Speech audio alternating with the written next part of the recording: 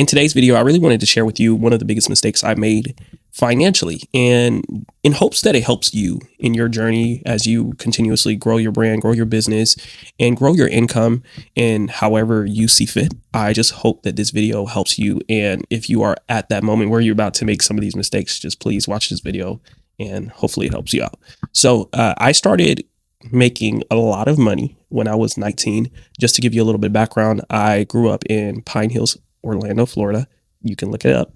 It's not much going on over there. I didn't grow up with much. My parents worked extremely hard to get us almost the bare minimum they can in life. Thankfully, we had food stamps and things like that. But besides that, it wasn't much. I didn't get to see much. I think I experienced my first pair of Nikes, like experiencing going to like Foot Locker when I was like going to middle school almost. And this was, I didn't realize in the moment how much that would have affected me as an adult. But yeah, it was not that easy. I had trouble in school because I did not have the most cleanest outfits, nicest clothing on. And yeah, it was not that easy for me growing up. And I made a vow to myself. I said, yo, I used to watch HGTV and say, man, I can't wait to be able to buy a house like that. I can't wait to be able to have so much in this life, all this good stuff. And by the time I was 18, I excelled in school intentionally, strategically, because I was like, I'm going to a good college. I'm going to get a degree to become an engineer and all this good stuff. So exciting. And went to college, eventually dropped out because I started my photography business. Photography business was doing extremely well. And I was doing photography while working a call center job. Between both of those, I probably was racking in like $8,000 to $9,000 a month. My parents have never seen that kind of income per month. Between both of them, my parents probably made $4,000, $3,000 per month. So for me to single-handedly be making $8,000, $9,000 a month, I was completely just, what is going on right now? And because of that, I also felt like, you know, this is not real. This is not normal. This is normal. People don't make this kind of money. It's going to be gone. And because I had this poverty mentality, I spent a lot of my money. Every single time I got my hand on some money, I spent it. Eventually, I had a mentor at the time who pulled me to the side and really pulled me back. And by the grace of God, shout out to him. I was still living in my dad's house that whole time. I ended up saving enough money to buy my own home by the time I was 19. And I bought my first house. I stayed there for 2 years. While living there, mind you, my mortgage was only like $900 a month. Between my business and my job, I still was generating about $8,000 to $10,000 per month. And even then, I was still struggling to pay my mortgage some months because I had poor money management. And the poverty mentality was still chasing me down. Mind you, I was about 20 years old. I had 2 cars. One was paid off. And my own home, and still poverty was chasing me down. So here are a few things I did that has helped me break that curse off my life and start living completely better.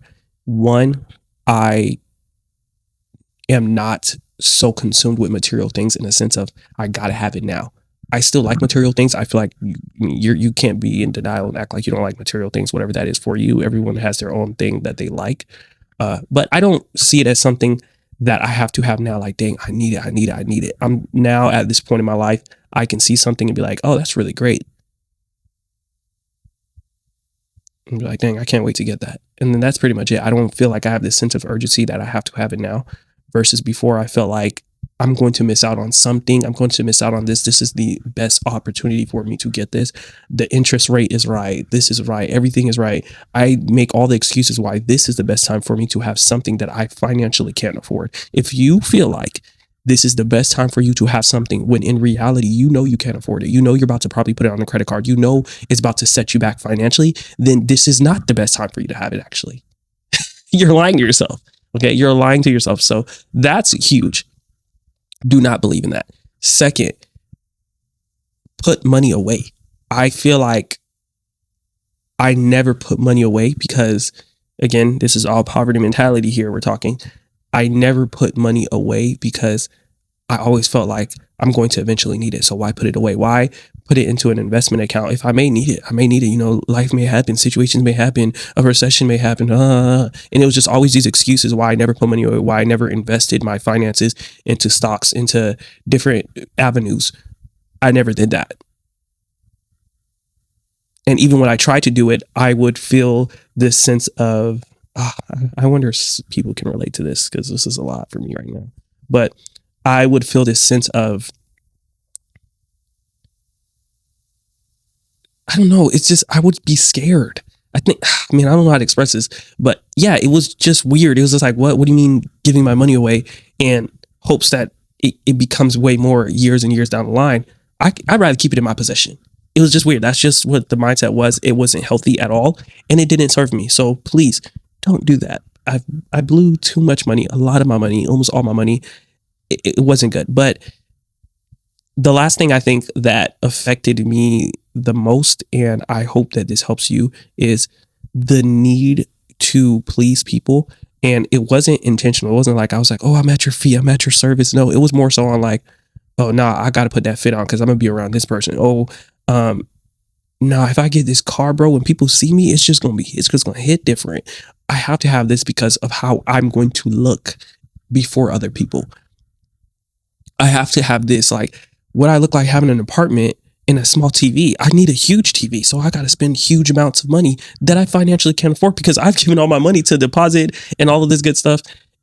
I don't even have a couch to sit on, but I'm worried about a TV just because I'm worried about how it's going, what people are going to think. I'm so consumed with what people are going to think about me that I can't even live a life that makes more sense to me.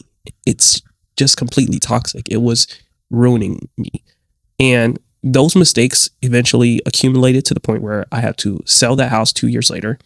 By the grace of God, because I was smart when buying the house, I actually still made about $2,000-$3,000 when I sold the home, but I had to move back in with my dad. I went from making multiple 5 figures, 4 or 5 figures a month, to buying my own home, celebrating it, big thing for me, right, at the age of 19, to by the time I was 21 years old, 22 years old, I was back in my dad's house, sleeping in the same bedroom I grew up in. I had to sell both of those cars, actually. Forgot to mention that. Those cars I was talking to you about, both of those were gone. I ended up having to get an old cash boogie that I found on Facebook Marketplace for about $6,000 cash. And even then, I didn't even have the cash for that. I had to borrow about like $2,000 from my dad, and my dad had me on payment plans. So I say all this to say, be very careful with what God has blessed you with, what God is blessing you with, because I don't want you to make these same mistakes. It cost me a lot. And now I'm a lot better. I'm a lot more sober minded. I've seen a lot of money. So now I guess I'm not so anxious about it anymore. But I hope this video helps. I hope you get some insights. Share with me in the comments what's your experiences like with finances and how are you managing it right now. If you have any questions, I would love to chat with you. And I hope this video helps. See you in the next one. Peace.